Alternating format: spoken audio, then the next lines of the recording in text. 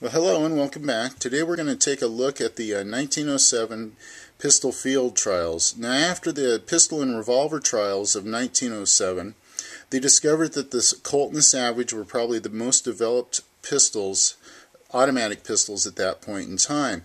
So on May 6th of 1907, the Ordnance Department issued a circular advertisement requesting sealed bids for the manufacture of 200 Colt pistols and 200 Savage pistols.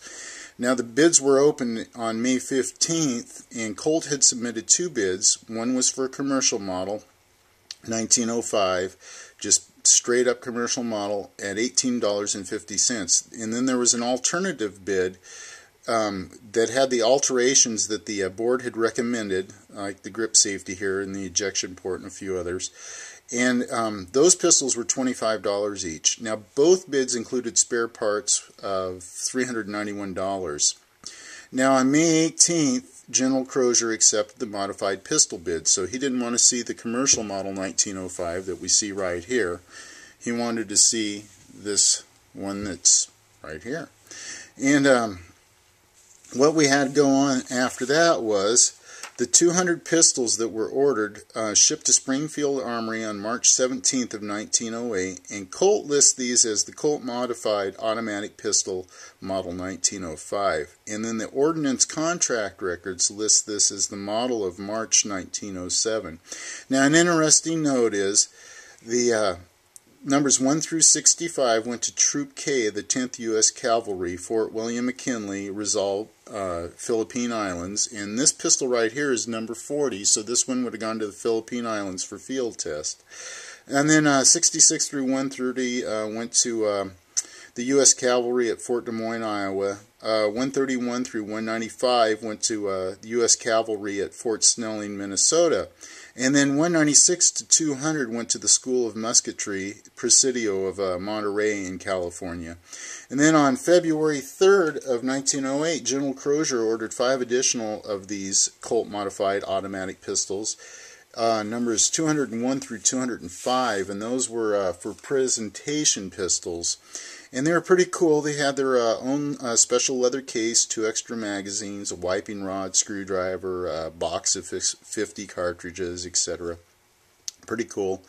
And one of the pistols was engraved, one of the presentation pistols was engraved on the left stock, on the ivory stock, and filled in with black letters, and it was to Captain Fitzhugh Lee from Theodore Roosevelt. So I thought that was a rather interesting note. Now, there was 2 others made, 206 and serial number 207, and those were later sold on the commercial market by Colt. So 2 of these did get sold commercially.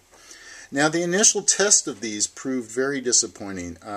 Myriad of problems, broken parts, malfunctions, jams. The sears proved to be way too fragile, and when they'd break, they'd cause uncontrollable firing.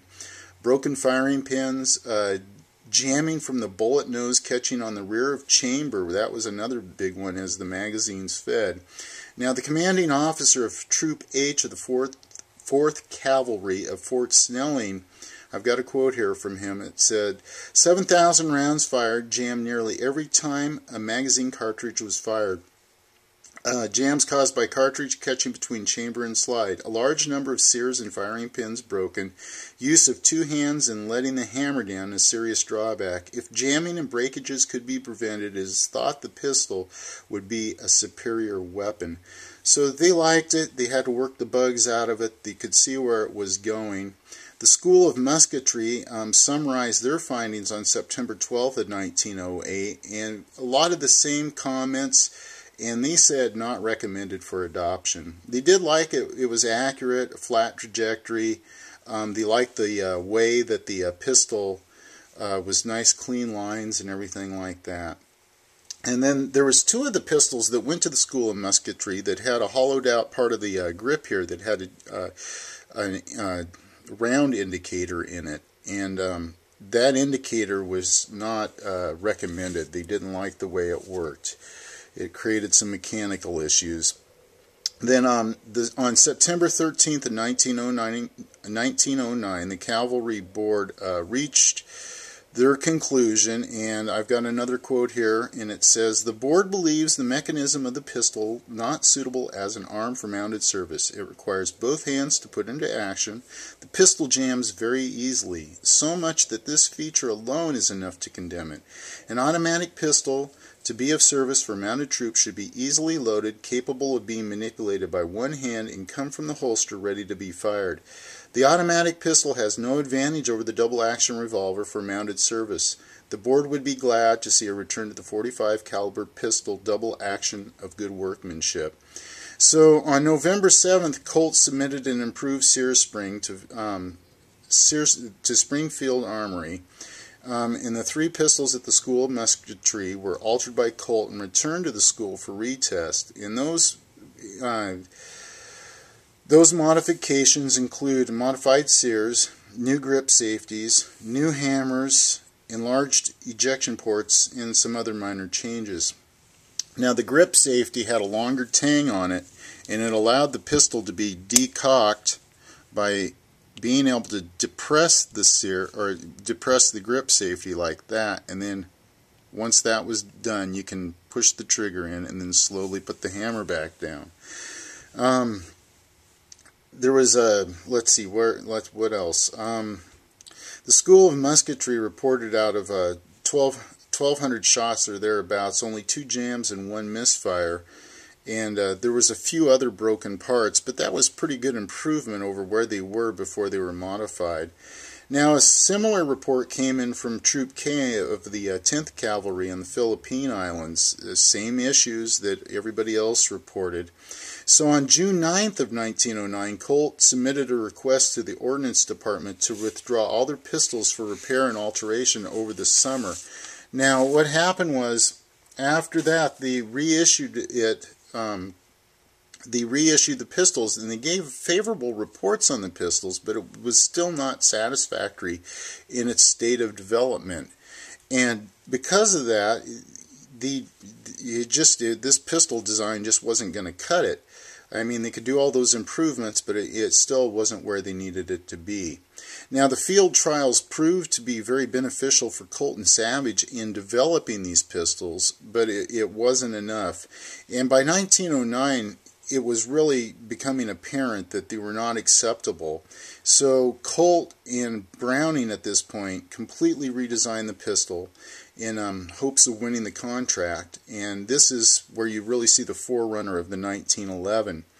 Now what happened was they took in it still had the same grip angle. I'm going to grab my 1911 I have right here, and it still had the same grip angle when it switched in 1909, but here in the recoil spring housing, it really looks very similar to what we see today. So that design had taken place, that change there, but the grip angle in the 1909 is still very straight up and down, not swept like we see, not ergonomically correct like we see here in the this government model. But the end of the road for these 1907s came on February 23rd of 1912. The pistols were sold at a sealed bid auction. It was for 180 pistols and their parts. Some of them were retained by the Ordnance Department and for various reasons. But there you go. That's a basic rundown of the 1907 and how it served in the field trials. Only 2 ever sold commercially, and the rest were military. The military took, and of course, I ran them through the ringer, and that helped development for what we see as the 1911 today. So I hope you enjoyed this very quick, brief overview of the 1907 field trials, and thanks for tuning in, and thanks for watching. The next video I'm going to go over a little bit more detail, a closer look at this 1907, and anyhow, thanks for tuning in. Have a great day.